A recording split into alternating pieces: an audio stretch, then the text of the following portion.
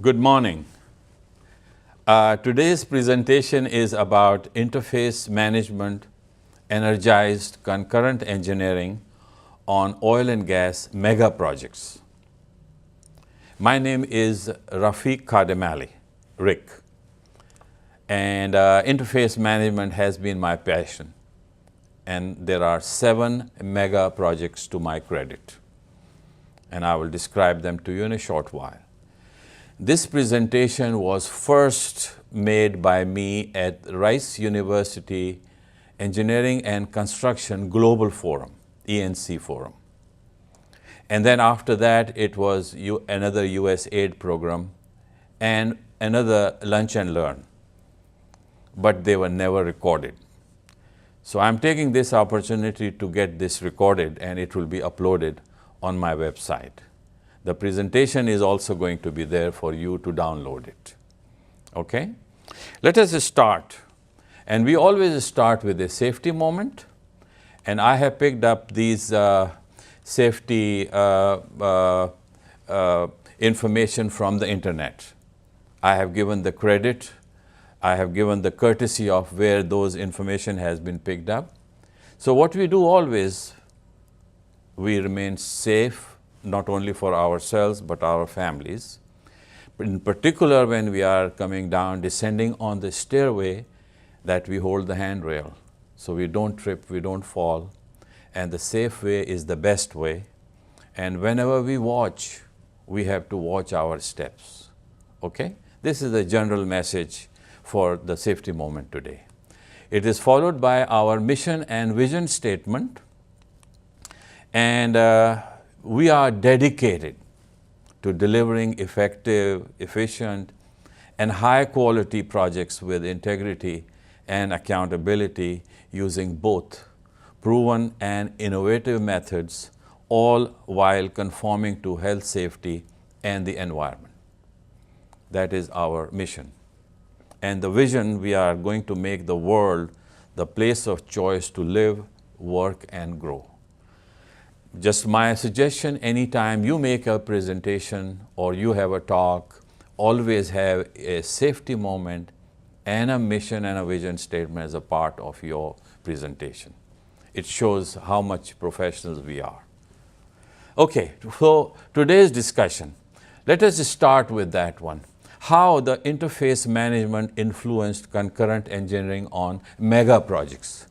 First of all, since my background is oil and gas, so I have used oil and gas mega projects. But mega projects are everywhere. You have infrastructure, you have bridges, you have defense projects, you have NASA projects. So all of the mega projects, interface management is very important in that one.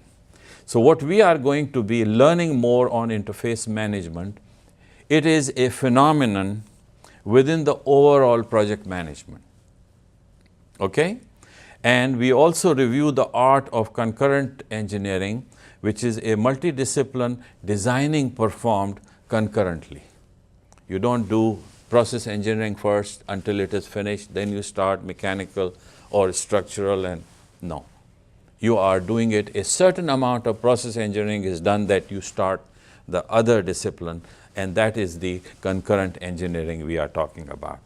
And then I have got some practical examples. I have certain pictorial presentations that I have made.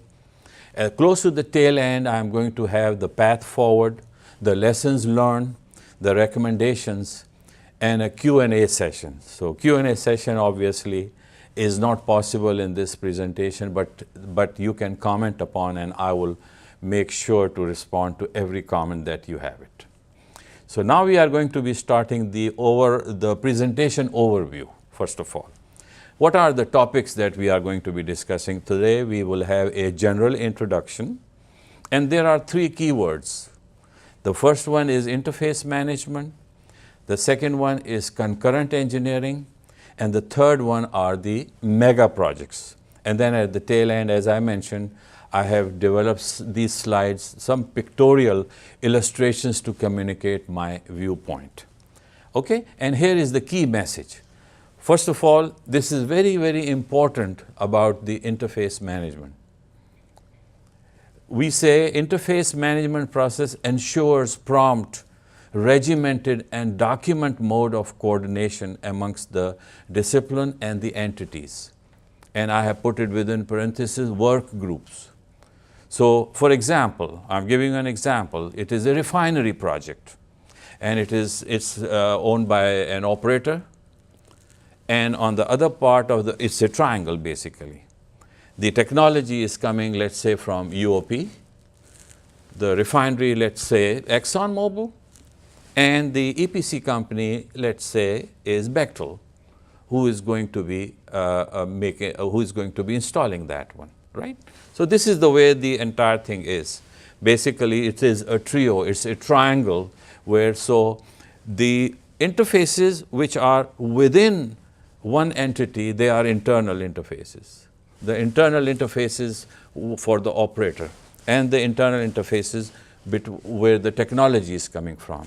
But when the EPC company contacts the owner or they contact the technology people, those are the external interface and vice versa. Okay? And the concurrent engineering is a process of designing in parallel, and interface management has enhanced that objective. That is what I am going to be making this presentation about. Now, all the operators as well as the EPCI companies, they all agree on one point, that ineffective interface management is one of the major root causes of budget overruns and schedule delays. And once that happens, that impacts the safety and the quality as well. Okay? So what is the desired outcome today in this presentation? How interface management influenced concurrent engineering? And this topic is ongoing on any project, hence contribute to the Q&A session. But I would wish it to be done comments-wise, and any leftover or ongoing comments, you can post them on the web for me, and I would certainly be responding to you. Okay? Now let's talk about interface management first. We are going with the definition of interface management, and I'm going to read it out and then explain it to you. An interface is the place at which independent systems meet or communicate with each other, right? Plain and simple. It is a regimented way of communication. It is an interaction of cross-project delivery team members necessary to exploit the synergy that is possible by having the right people engaged in communication.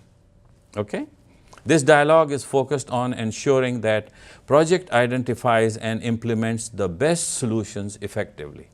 This is actually coming from my previous presentations on interface management, which I made it with the PMI, Project Management Institute as well. So what we are talking about is that it is a dialogue. It is agreeing on a certain thing between the requester and the responder. If it is within the same entity, as I mentioned to you, the way I gave you the example of a trio or a triangle, that where the operator, the owners are on the top, on the right-hand side we have got the EPCI company, and on the third corner of the triangle we have got the technology. So whatever happening within those entities themselves are internal interfaces. But whenever they have any kind of an interface question with the outside that is an external. And I will going to be describing it a little further. And I picked up from the thesaurus. Look, what is the meaning of interface which is coming from thesaurus? They are talking about the main entry, they say, is amalgamate. Okay, and it's a verb, and they say blend it. And then there are synonyms. I love to pronounce those ones. Admix, alloy, ally, coalesce, combine, come together, compound, consolidate, fuse, hook up with, incorporate, integrate, interface, intermix, join together, meld, merge, mingle, network, pool, team up, tie in, tie up, and unite. the interface alone is giving that amount of number of verbs from thesaurus. And the antonym is what? The opposite is divide and separate.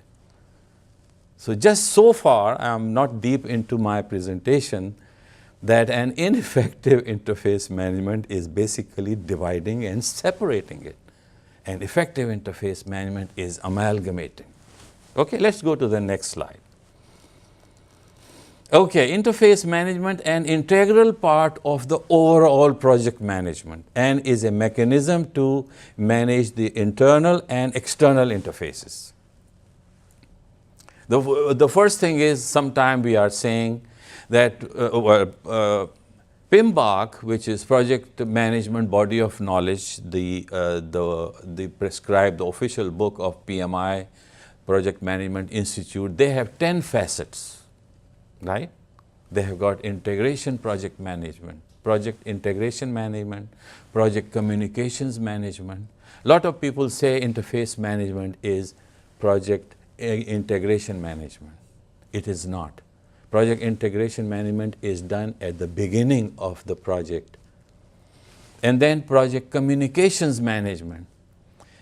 Interface management is basically encompasses all the 10 facets of project management, the way they have listed it.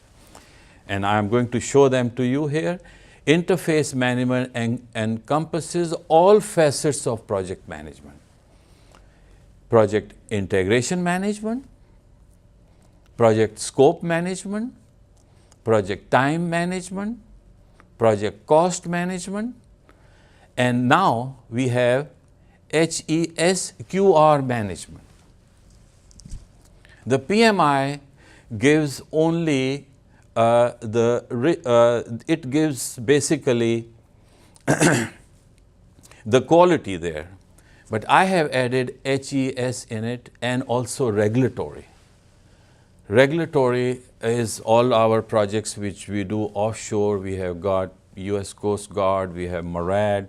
So what I have actually picked it up and I put a star there, that it is my little bit of, you can say, extension to it. It is HESQR.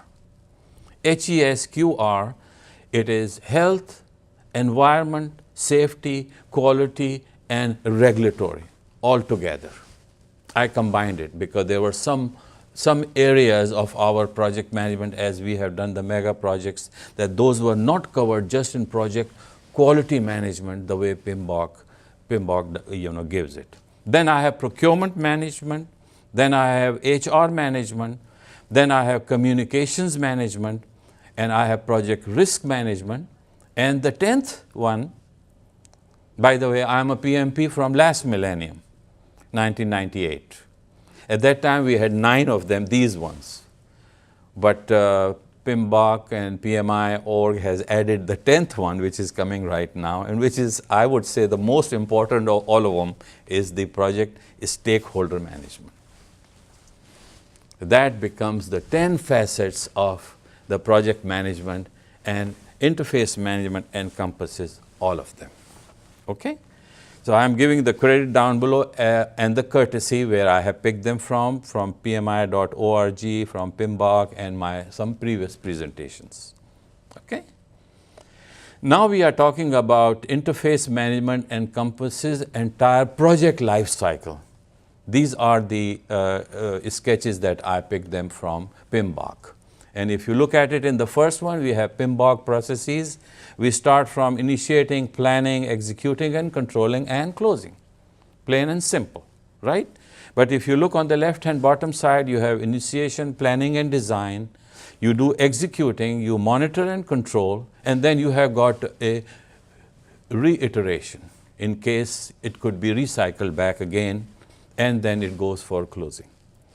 And on the top right-hand side, I have got the project life cycle.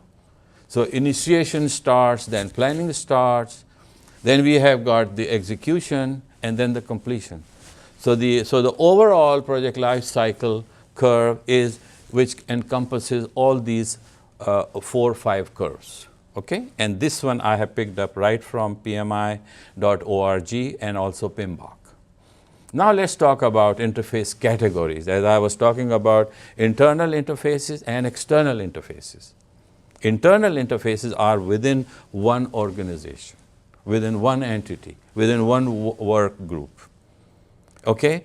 And the example that I gave it to you, the triangle, I talked about a refinery project where you have a technology, and I gave example of UOP, and I talk about owners. Owners could be a Shell, or it could be ExxonMobil, or it could be BP. And then the EPCI company which is going to install it, well, since I work for Bechtel, so I have included Bechtel. Bechtel built super refineries all over the world. So any interfaces happening between them, they are internal interfaces. But when they are talking to the other two, or maybe other subcontractors as well, those are external interfaces. Okay? So here it is a plain and simple thing that occurs within one work group and is associated entities such as operator or the contractor and its subcontractors. They allow flow of information, identify the requester and the responder. And for example, it occurs between the disciplines: engineering, construction, quality, Q&A, QA/QC, procurement, project services, commissioning, and operations group. External interfaces occurs between differing entities, such as client and the contractor, or the client and contractor A and contractor B, or EPC company, their contractor A and their contractor B, and then their subcontractors. Okay? And what it is basically outside of the contractor's responsibility as specified by the client. So it is cross-boundaries scope of two or more delivery teams and or development systems such as the pipeline contractors for export line. I gave this mention because I did the Neptune TLP. I was the interface manager. So when we have got those porches at the hall, we have got pipelines coming up right there into the porches, and those are the export pipelines. So those connections between the owner with the pipeline contractor is an external interface. Between the EPCI contractor, who was at that time Atlantia, SBM Atlantia, where I was working, it became SBM Offshore, with the pipeline contractor, was also an external interface. Okay? Let's go and look at the process now. Plain and simple. When we start, we will develop an interface management plan procedure. Like it's our constitution, it's our Bill of Rights, for example. It's IMP, Interface Management Plan. So whatever we wish to put it up in there, we want to make it a good working document. Then interfaces are initiated by the request. So we have to define a requester. Requester will initiate an interface item with a request date.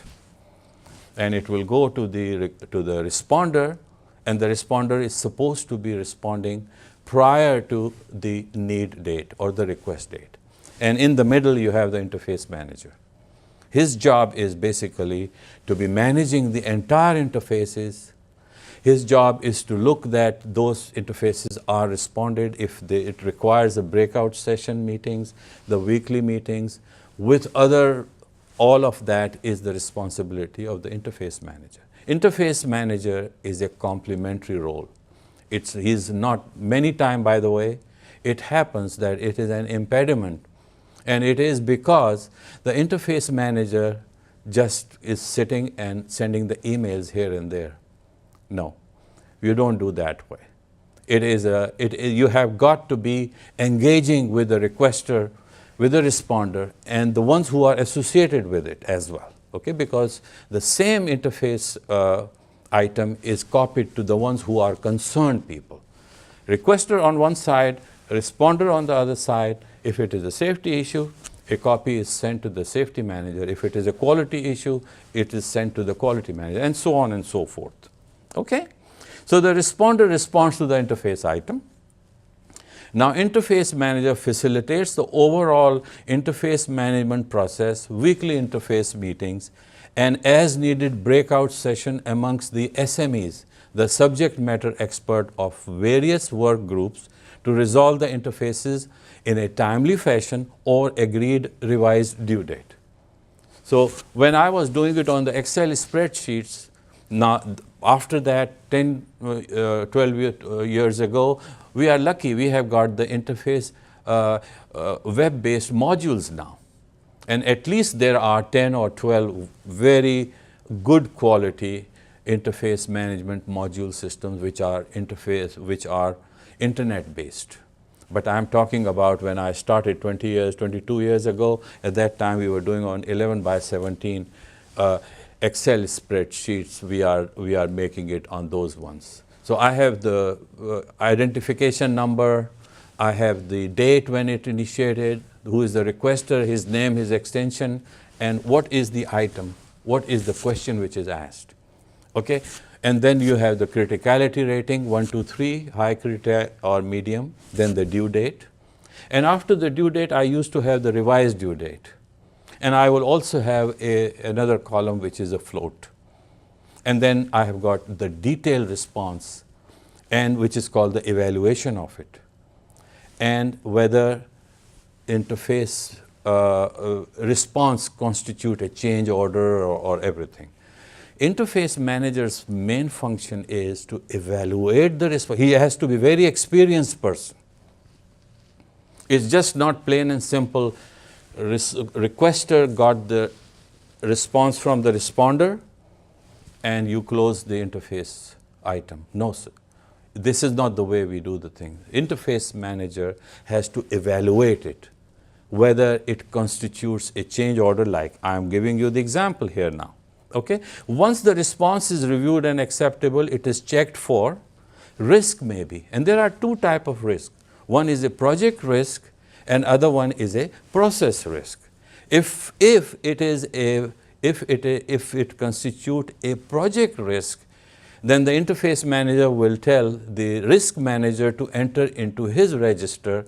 You will get a number out of it and you will enter it that that number has been added. And if it is an MOC, management of change, then it will go to project engineering manager to initiate a management of change process. If it is a change order, it will go to project controls group to initiate a change order. If it is scope or a weight issue, it will go to the weight control guy. By the way, offshore projects are very much weight vary. Onshore projects, if the weight increases, since it is sitting on the ground, it's not that much of a problem. But if there is a weight increase on an offshore project, then the weight controls engineer is very much involved. If it is a safety or a quality QA/QC issue, same way. Yes or no, if the answer to all of them is no, yes, the interface item can be closed. But if any one of them is yes, interface manager will ensure that it goes into the respective registers where it is an open item. Then he can enter all those numbers where it has been added in the way as I was giving to you example on the comments column, and then you will close that very interface item. Okay? Now we are talking about if any of the above is Y, which means yes, then respective action is to be taken prior to the closeout of interface and stored in the document control. But now we have got web-based interface management systems. These modules, they made our life very simple and easy. And exactly the same way, you can print out the reports, you could print out one single interface item with its attachments and everything.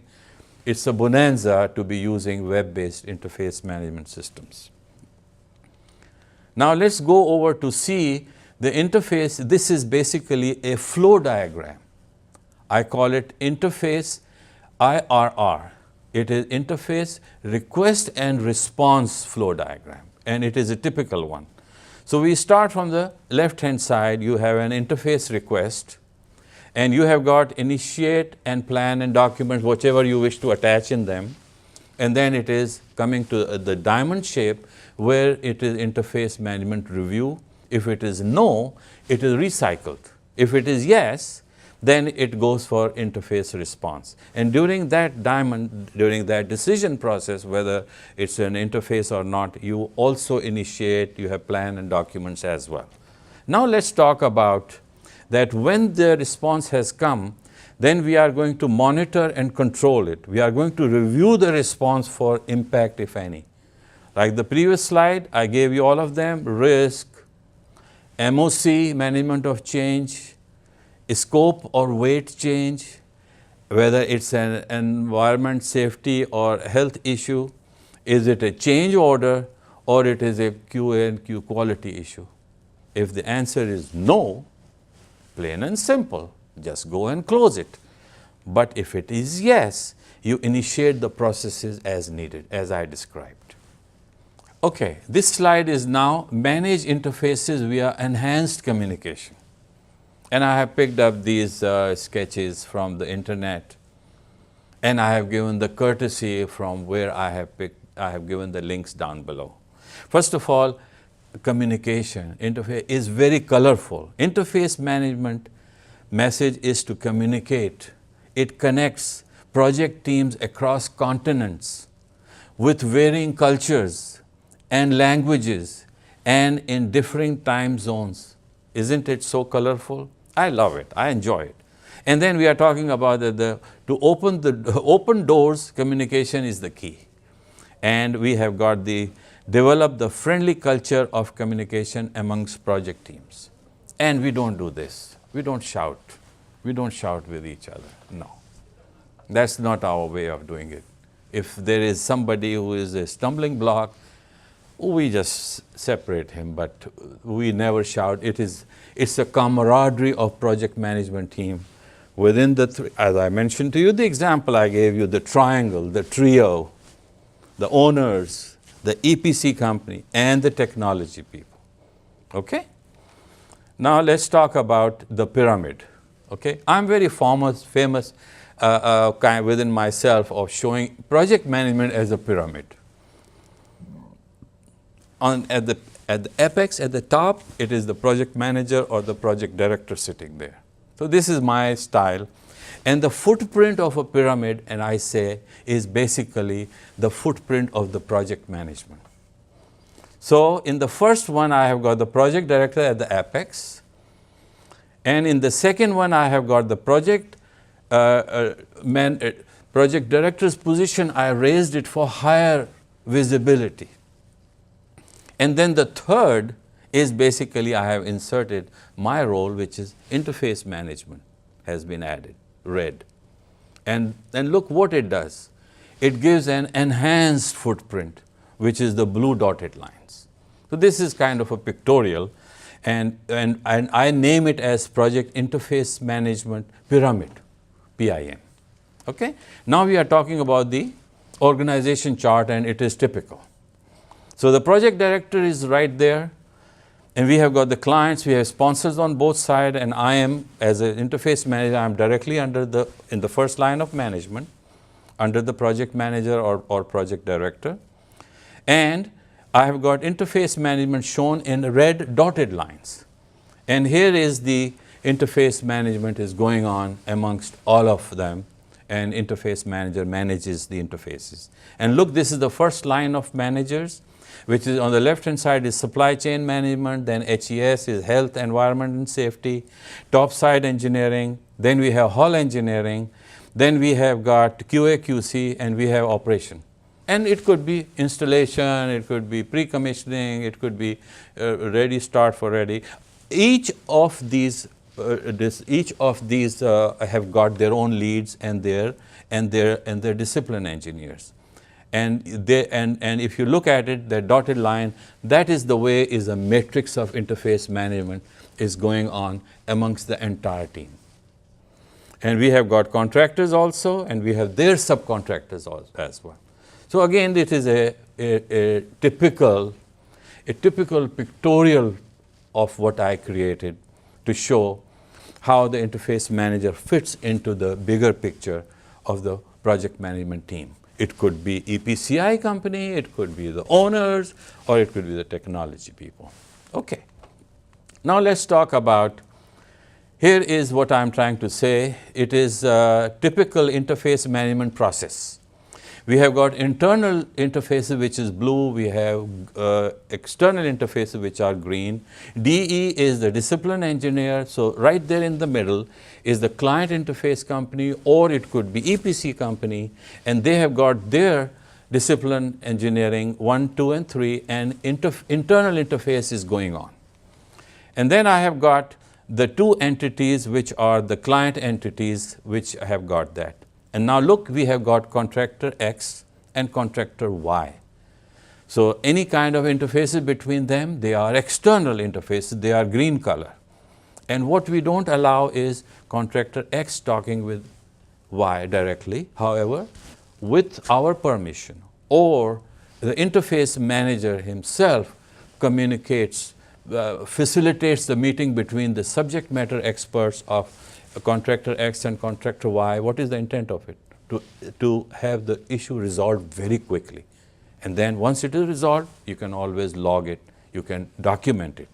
And so that's why I have got red, and it says that it's not allowed. Okay? And I have got the other discipline. Look, they are, each contractor have got X and Y, they have got their own blue color internal interfaces going on amongst themselves with their subcontractors also. Now we are talking about mega projects.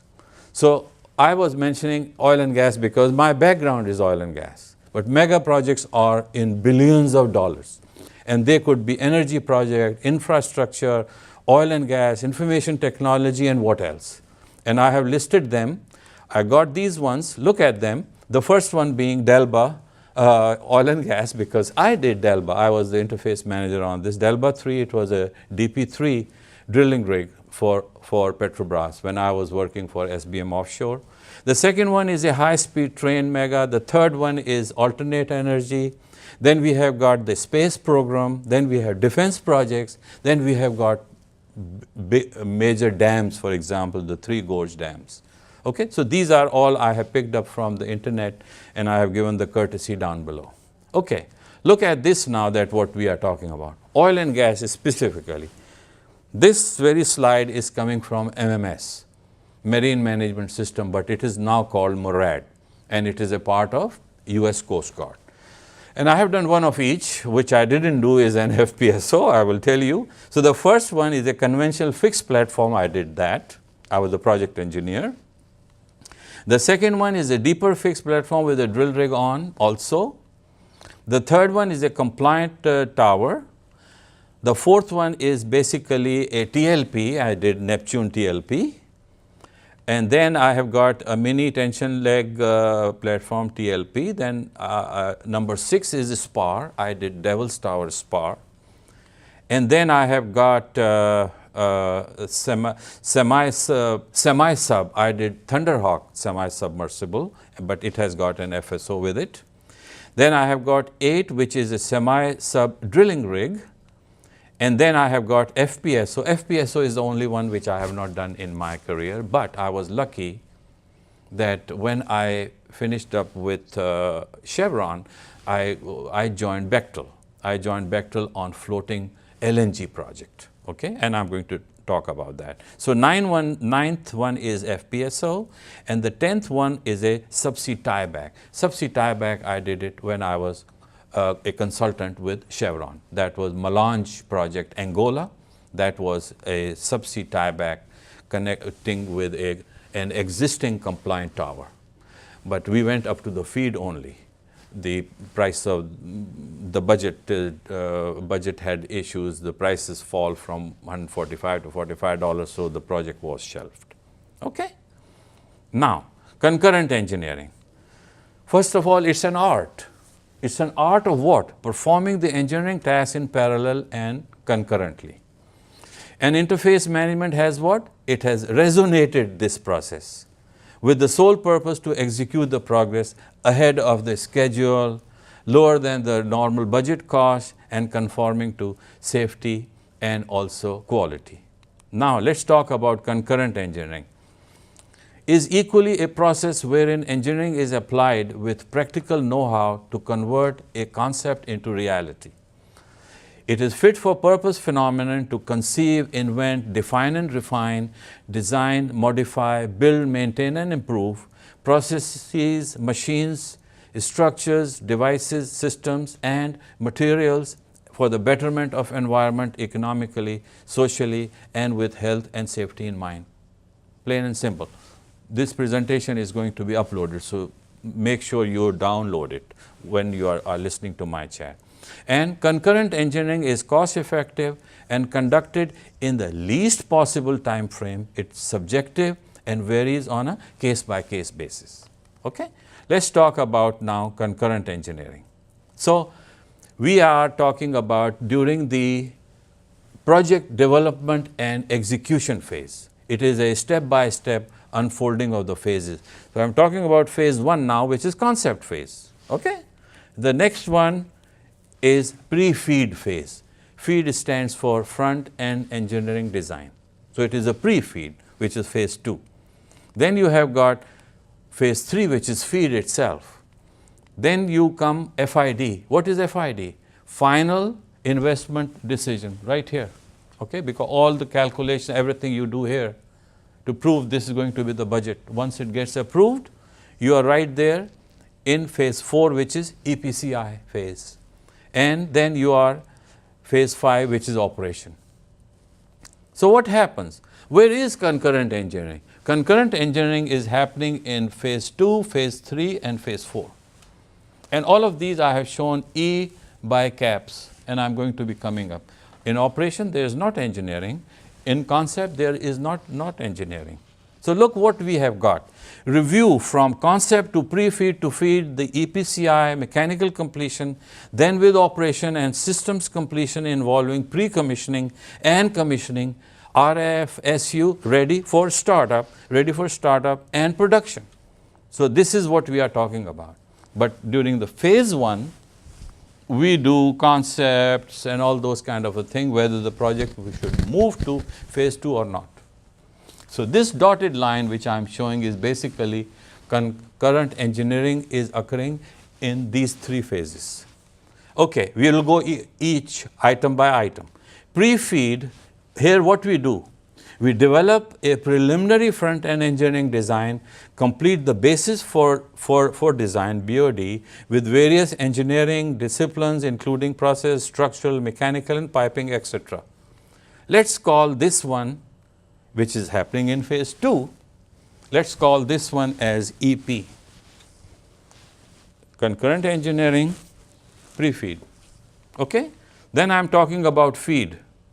In the FEED, we develop the full package, and we are calling it EF. We are doing the full front-end engineering design. Let's talk about the EPCI, that very engineering. Here, as the FID is approved, and we are going with a 90 miles per hour speed, detail engineering, procurement, all that, everything. We are calling it E as D. Why? Because of detail engineering, right here. And then I have got EPCI, okay? C, construction. Construction has also got concurrent engineering in it. You think AFC drawing is enough to build it? No. We have to do shop engineering, and that's why I call it ES. And then I, installation. Does it have concurrent engineering? Absolutely. When the AFC drawing says you install it or transport it, install it, T&I engineering is the one which will do the details, the tie-up plans and stud fastening and all those kind of a thing. They will generate drawings. That engineering is called EI. I just named it EI. Okay?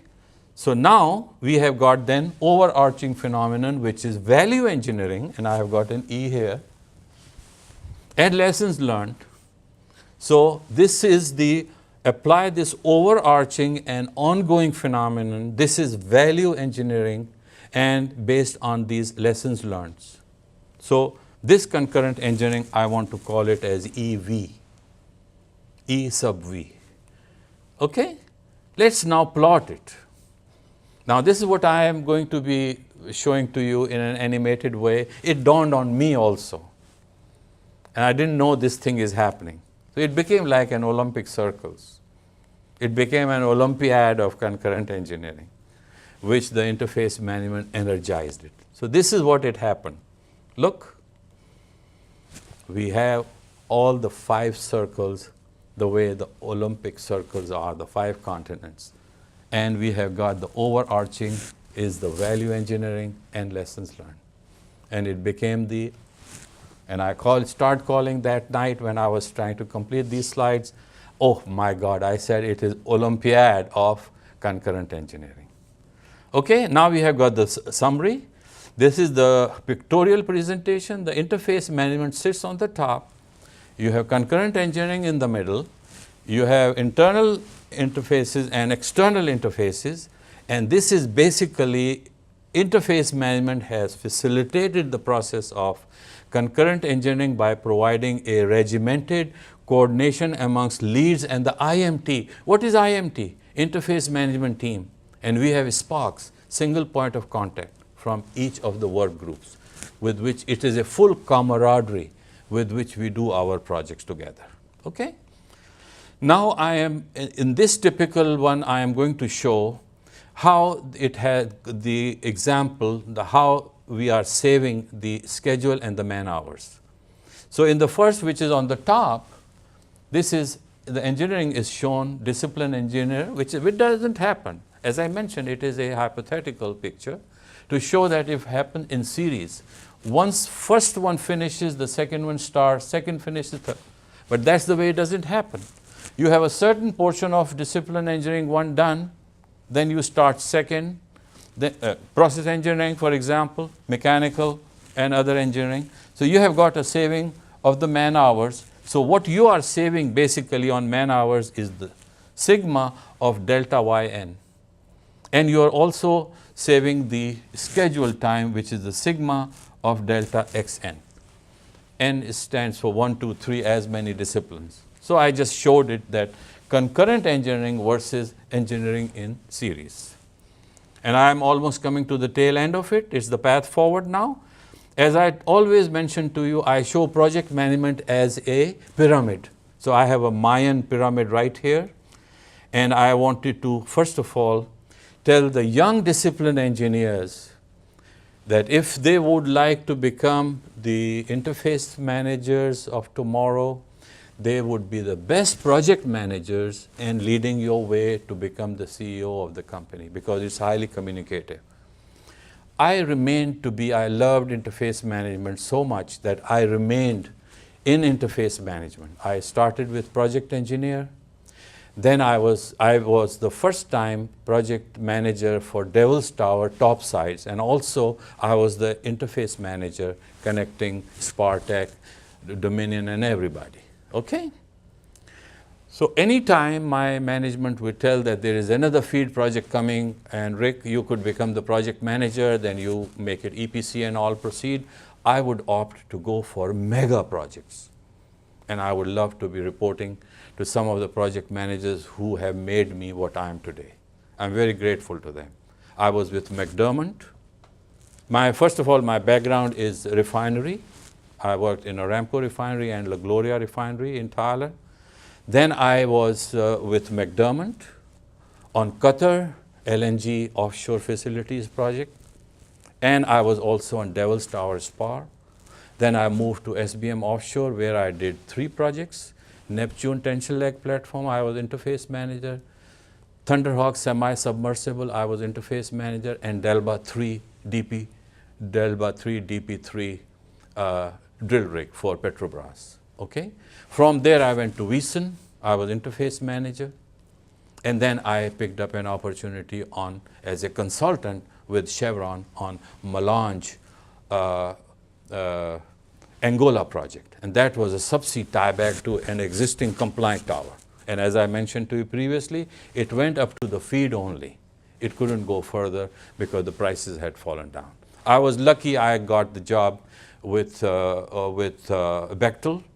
Bechtel was at that time floating FLNG. So for Delphin and for Malahat, I was the interface manager. That project also had some issues, so funding. Anyway, I am available for opportunities.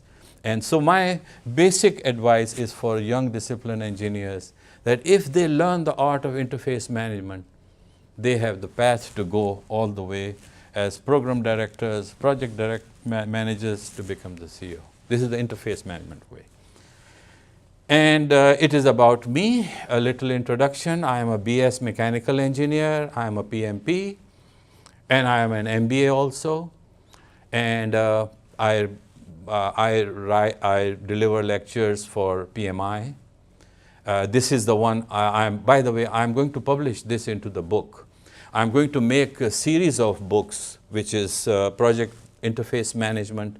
This one is Energized Concurrent Engineering. The other one I'm saying is facilitating the owner-furnished equipment on mega projects. That is my second book that I am writing. So this is my humble background. And by the way, this is my last sentence or the last point. Interface management is like a music, where an entire project team resonates with the conductor. And who is the conductor? He is the project director for common goals. And this reminds me that when I was in my school, college days, that I read William Shakespeare and the novel The Merchant of Venice. And what he mentioned about the music, particularly the person who don't have music. He said, the man that hath no music in himself, nor is not moved with sweet concords of sweet sound, is fit for treasons, stratagems, and spoils. The motion of his spirit are dull as night, and his affections are dark as Erebus. Let no such man be trusted. Mark the music. William Shakespeare, Merchant of Venice. And ladies and gentlemen, with this I wrap up. And here is question and answer. We are going to be following it up on the blog itself. Thank you very much. Bye for tonight. Thank you.